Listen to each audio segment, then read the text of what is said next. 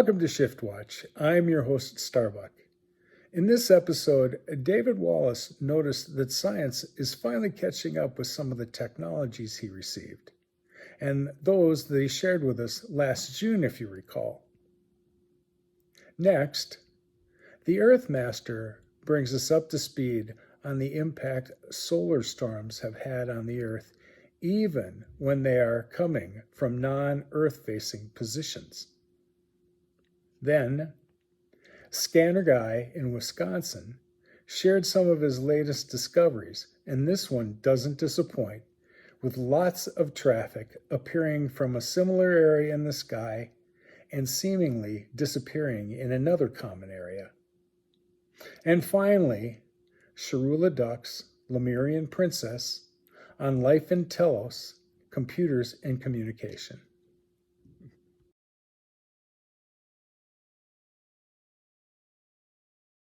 So I know you can see Dave on the screen and there's a presentation in front of you, but I think my mic is hot. And so let me just set the stage for what we're going to listen to. It's been a while since Dave and I had a chance to communicate. And really, when there's nothing to say, we're not one of those guys that thinks we need to be out there every day. But when there is, then it's time to kind of rally together. So Dave came across some scientific reinforcement, shall we say, of a position that Dave brought to our attention last year, including images and documentation to support his said position. So having said that, he reached out to me with it today to see, hey, look what the Planck Institute is pushing out there.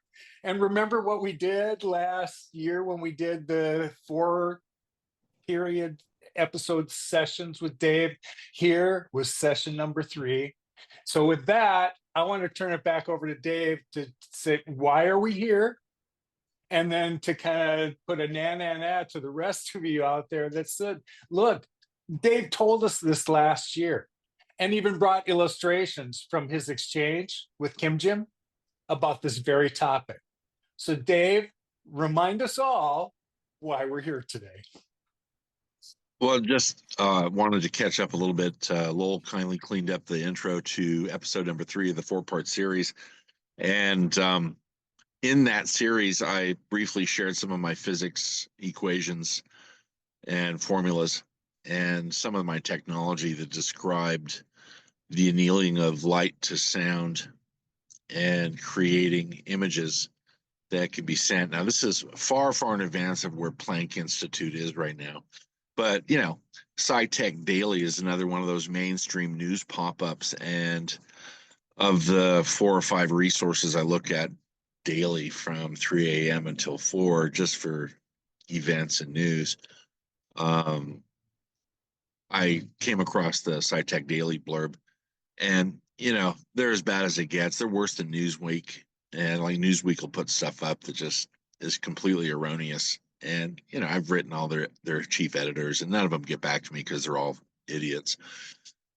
So the Planck Institute, which is what I was talking about in the past with everybody, is that, you know, the U.S. government, black ops, and all of these should be illegal but illicit institutions that call themselves scientific communities and scientific institutions.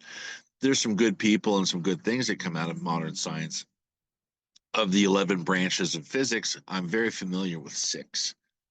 And, you know, when I started opening my mouth at the first university where I was studying astrophysics and mathematics, it got to the point where the teacher realized that I should probably finish my thesis someplace else, and I did. I finished it off at Cornell, but in gravitation. But the really interesting thing about what the Planck Institute's doing is, just like the U.S. government, just like Skunk Works and everybody else, they don't know what's going on with our friends above. So while they produce all these bogus shows on mainstream media about Congress and the Senate debating what a tic tac is, they're really actually looking at shows like James Gilliland. They're looking at shows like Vivian Chavez. They're looking at shows like Lowell's, trying to figure out what the hell's going on, because they all live in a fear box. And I've discussed that in the past, so let's not digress. So quantum leap, innovative breakthrough in entangling light and sound. Well, gee, who'd you guys hear that from first? And for those of you that are scientists, earth scientists that don't have a degree, I laud you, because having a degree doesn't mean shit when you have intuitive science abilities. When you have intuitive science abilities, then you don't need a university degree.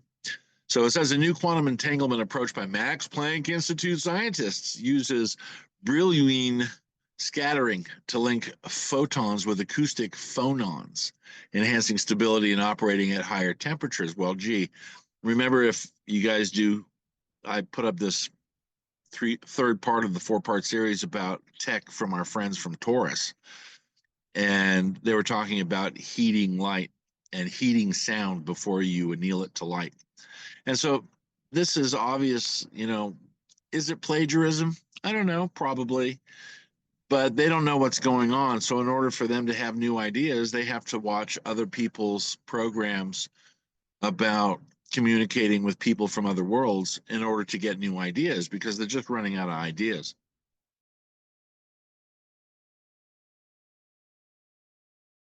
Let's go ahead and check out space weather activity here real quick. We're getting bombarded here with a bunch of protons. Now, this is off of a far side explosion. Look at this. We had a far side eruption here, and we're still getting hit from all the protons from that large event. So that tells you exactly there. That was a pretty major event. Look at that view out there. It's crazy. This is Kevin's channel here on solarham.com. He's got himself a YouTube channel as well.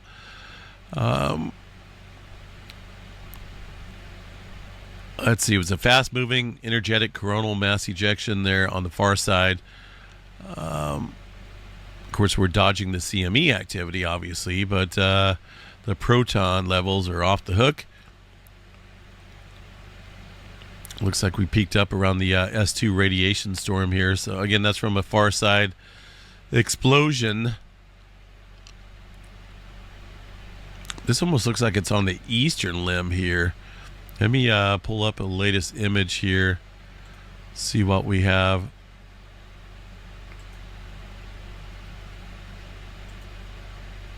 See if we can spot that directly here. Hello, there we go. This is not going back that far.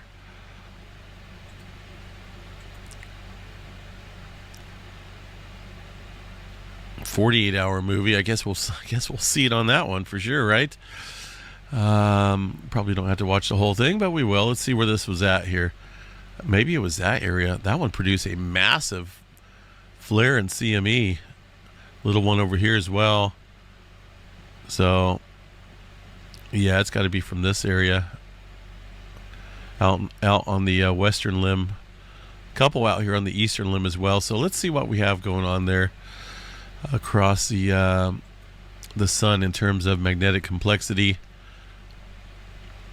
Looks like one of these areas out here is somewhat complex.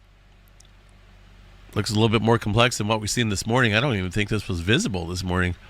So we got an active region out here, and maybe one on the northeastern there quadrant of the sun. These sunspots fairly stable. I'm really not concerned at all with these, but there is some active region areas out there on the eastern limb that we're going to have to watch.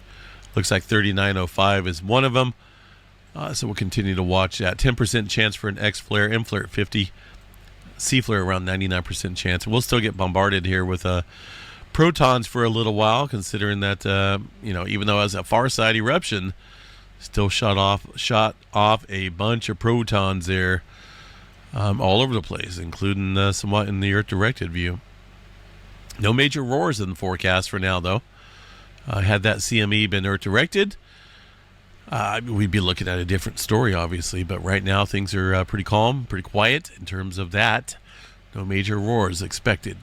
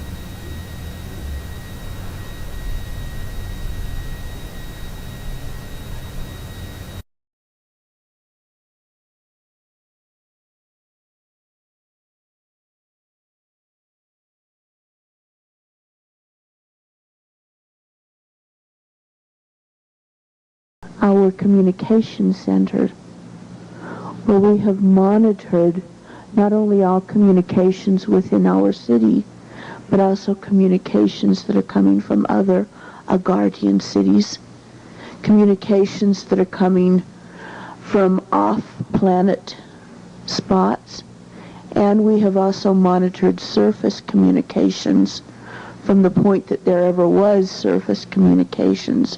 We have monitored radio and television waves. Another building that's very important to us is our computer building. In Telos, as with the other subterranean cities, our computers are run by an organic substance. Therefore, in essence, the computers live.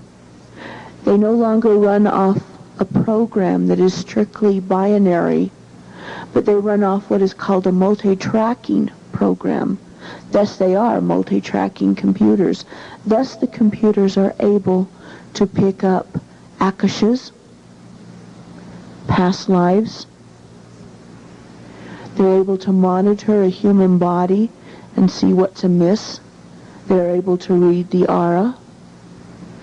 They're able to pick up communications happening clear across the galaxy.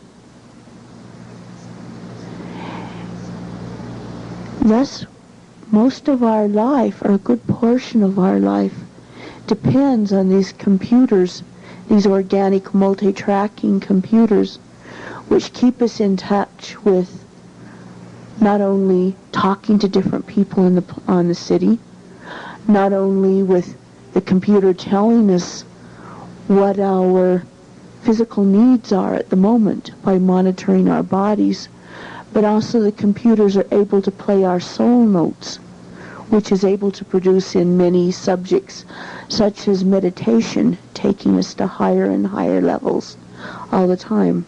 The computers are able to run our past lives when necessary for us, so that we are able to learn from mistakes that we have made in the past and forgotten. The computer is able to communicate with us on a soul level. Mostly important is the computers interconnect with other multi-tracking amino-based computers throughout the planet and throughout the cosmos as far as that's concerned. And they all operate off a Christ mind, which means the computers cannot be corrupted. They can never be used to spy on somebody. They can be used to monitor somebody for their own goodwill or for their own good. They can never be used to produce harm to another living entity. They cannot be used for any of the dark purposes. The computer simply won't cooperate, which has also been another way of Agartha cities and such taking a stand that they would not corrupt the light by very much taking this attitude that if it does not match the Christ mind, in other words, if the computers disagree, don't do it. It has been a way of, shall I say, retraining our aggressive techniques, retraining our tendencies to want to do unto another and split, retrain many of our other snooping tendencies and such. So we have come to depend upon these quite a bit. But again, even on a computer, it's not a matter of having the computer do it for you. It's a matter of learning from it. Learning from a form of the Christ mind there that you can see tangibly.